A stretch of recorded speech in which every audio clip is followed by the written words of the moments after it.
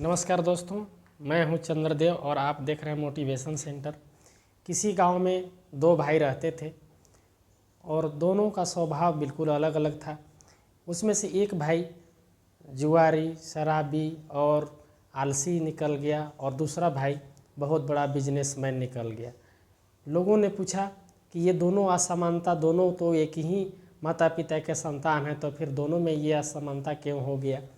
तो सबसे पहले छोटे भाई से जब लोगों ने पूछा कि तुम इस तरह से, तुम्हारे घर में बड़ा भाई तुम्हारा एक सफल बिजनेसमैन है, जबकि तुम एक जुआरी, शराबी, आलसी और नशीली दवाओं का सेवन करने वाले बन गए हो।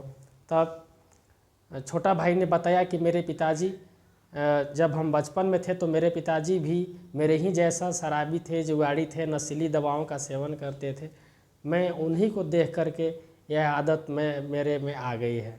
हम उन्हीं का आदत पकड़ लिए हैं और उन्हीं से प्रेरणा ले लिए हैं और वही मुझसे नहीं जा रहा है।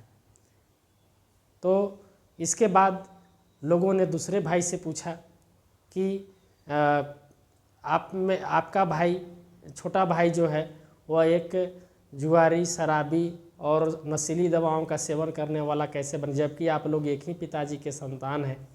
तो बड़ा भाई ने बताया कि बचपन में मेरे पिताजी, ये बात बिल्कुल सही है कि वे नशीली दवाओं का सेवन करते थे, नशा पान करते थे और जुआरी थे, शराबी थे, आलसी थे। लेकिन मैंने बचपन में ही ठान लिया था कि जो ये कर रहे हैं वो हमको आगे भविष्य में यह करना नहीं है। हम सद्गुणों को अपनाएंगे, इन दुर्गुणों को हम कभी भी अपने जीवन में नहीं आने देंगे। तो दोस्तों, ये एक ही माता पिता के संतान थे, लेकिन दोनों ने अलग अलग गुण को अपने अंदर में समाहित किया। एक ने नकारात्मक गुण को अपने अंदर में समाहित किया और दूसरे ने सकारात्मक गुण को समाहित किया। दोनों भाई एक ही माता पिता के संतान थे, लेकिन उन्होंने गुणों को अलग अलग ढंग से अपने अंदर में समाहित किया। एक ने सकारात्मक गुण को अपने में समाहित किया और दूसरे ने नकारात्मक गुणों को अपने अंदर में समाहित किया।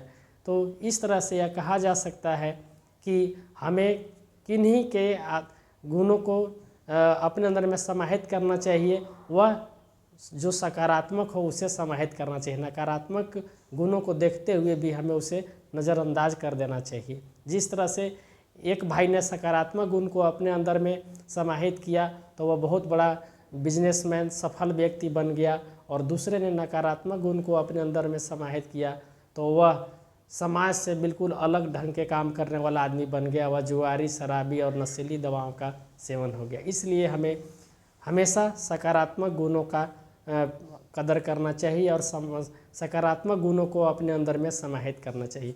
धन्यवाद दोस्तों।